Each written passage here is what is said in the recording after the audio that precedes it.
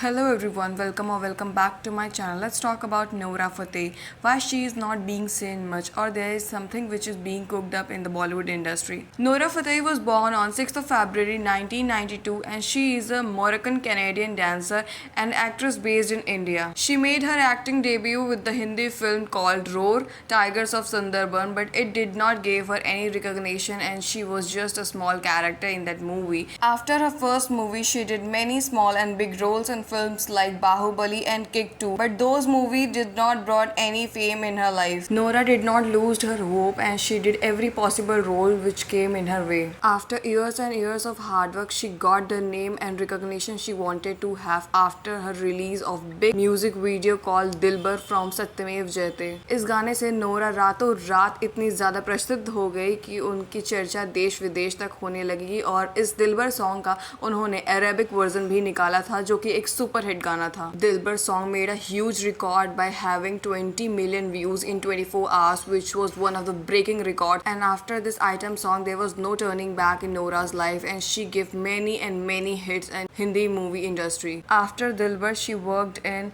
O Saki Saki, Naach Meri Rani, Pachtaoge, Kusu Kusu, Illegal Weapon, and many more. And all these songs were a super hit, and it was so popular among youth. After her singing and dancing, she decided to go for movies, and she was offered a lot of roles.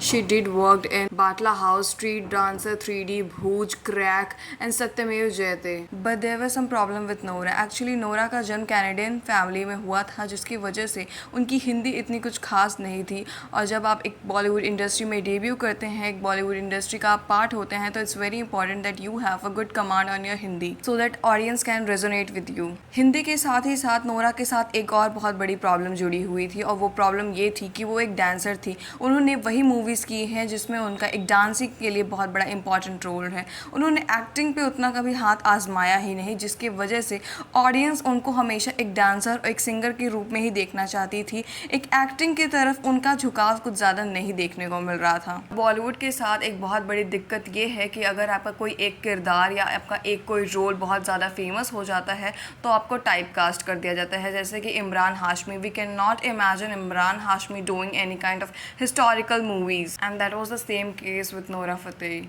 एक interview में मिर्ज़ापुर के मुन्ना भैया से ये पूछा गया था कि आपका जो मुन्ना भैया का किरदार है वो इतना ज़्यादा फेमस है लेकिन आपने उसके बाद भी बहुत सारी चीज़ों में काम किया है, बहुत सारे प्रोजेक्ट्स में काम किए, लेकिन वो सब रोल्स इतने फेमस क्यों नहीं हुए. तो उनका भी जवाब यही था कि बॉलीवुड में अगर आपका कोई एक रोल फेमस हो जाता है तो उस रोल के बियॉन्ड आपको जाना बहुत ज़्यादा मुश्किल पड़ जाता है.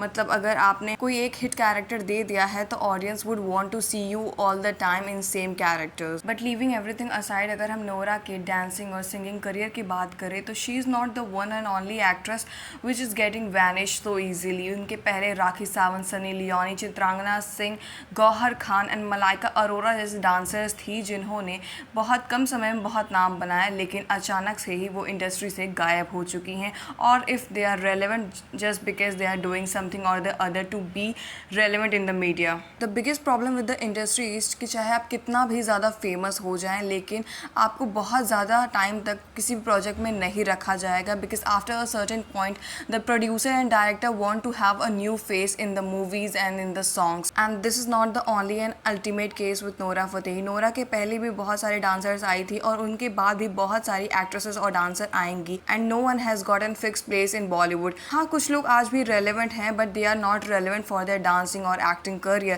They have been relevant for doing something else. And this is what feels bad. There were days when these people were highest of their career. They were shining stars in the sky and now they are just a people finding ways to be star again.